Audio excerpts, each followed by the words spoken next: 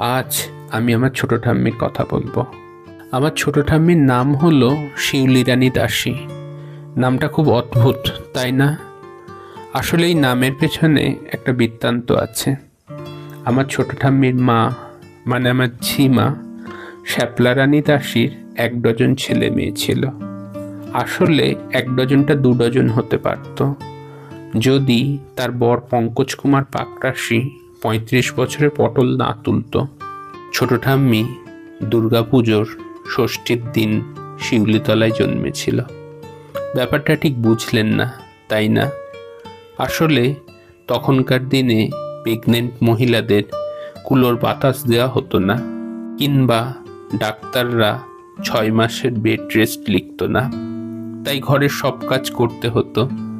শাশুড়ির নির্দেশে ছোট ঠাম্মির মা দুর্গাপুজোর জন্য শিউলিতলা থেকে শিউলি ফুল তুলতে গেছে। এদিকে ১০ মাসের পোয়াতি, শরীর নতপত করছে।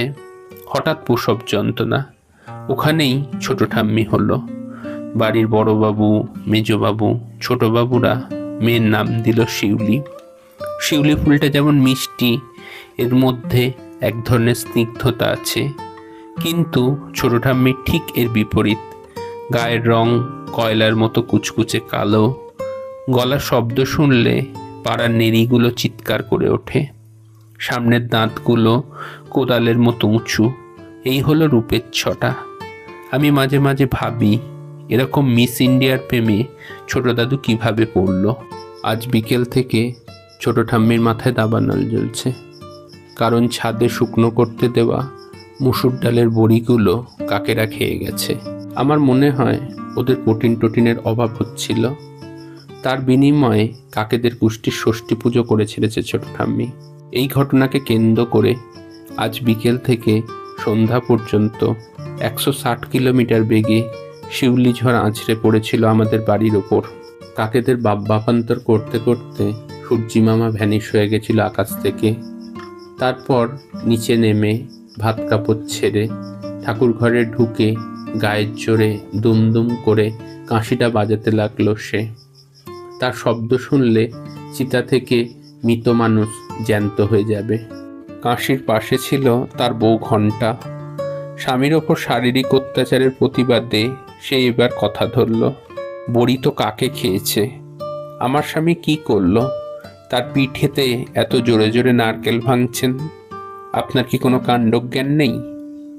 হঠাৎ যদি আমার বরটার স্ট্রোক হয়, আমি তো বিধবা হয়ে যাব।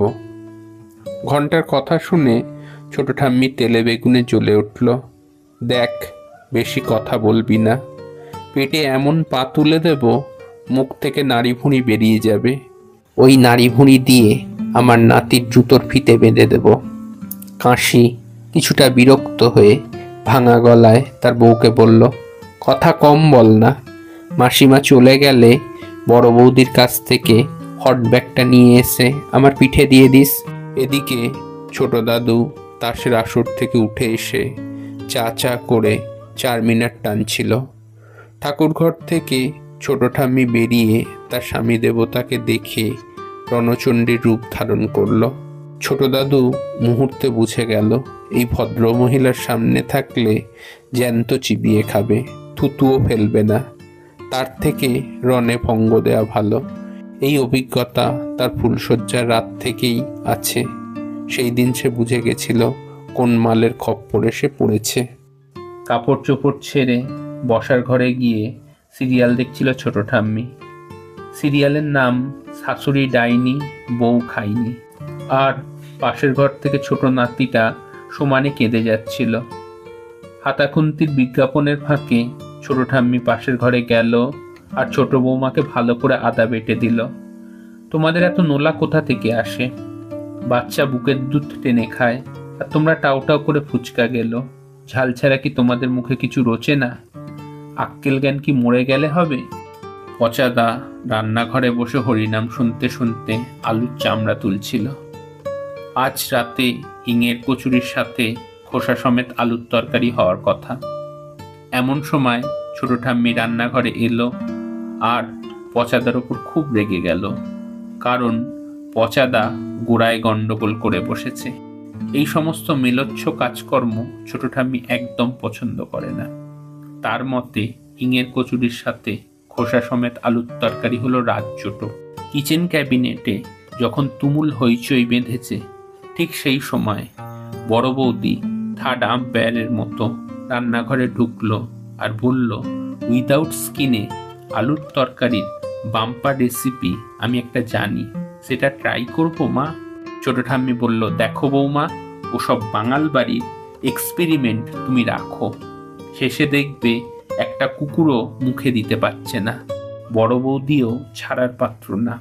সে বলল, আপনার মাথা গরম হয়ে গেছে, ফ্রিজ থেকে একটু বরফ বের করে দেব? দেখো বৌমা, ওসব ফালতু ইয়ার্কি আমি পছন্দ করি না, তোমাদের যা ইচ্ছা তাই করো বলে গটগট করে রান্নাঘর থেকে চলে গেল। ঘড়িতে 10টা বাজতে যায়। ছোট দাদু ছোট ঠাম্মির মাথায় অমৃতাঞ্জন দিয়ে মাথা টিপে দিচ্ছে। এমন সময় বড় বৌদি হিঙের কচুরি আর সাদা আলুর তরকারি নিয়ে ছোট ঠাম্মির ঘরে এলো। আর চোখে ছোট ঠাম্মি বড় বৌমাকে দেখে চোখ বন্ধ করে নিল আর গম্ভীর গলায় বলল, তার খিদে নেই, সে খাবে না।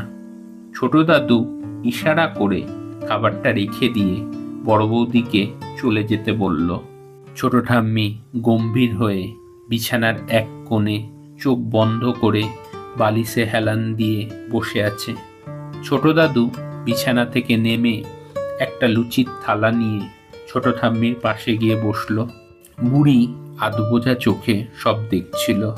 ছোট দাদু একটা লুচি ছিঁড়ে ছোট ঠাম্মির মুখে গুঁজে দিতে যাচ্ছিল।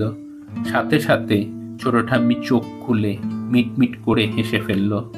ইচ্ছা করে ছোট দাদুর হাতটা কামড়ে ধরল ছোট ঠাম্মি। বিকেল থেকে গম্ভীর পরিবেশটা মুহূর্তে উধাও হয়ে গেল। বাড়িতে আবার প্রাণখোলা হাসির জোয়ার নামল। শুধুমাত্র কাকেদের কেউ ধন্যবাদ দিল না।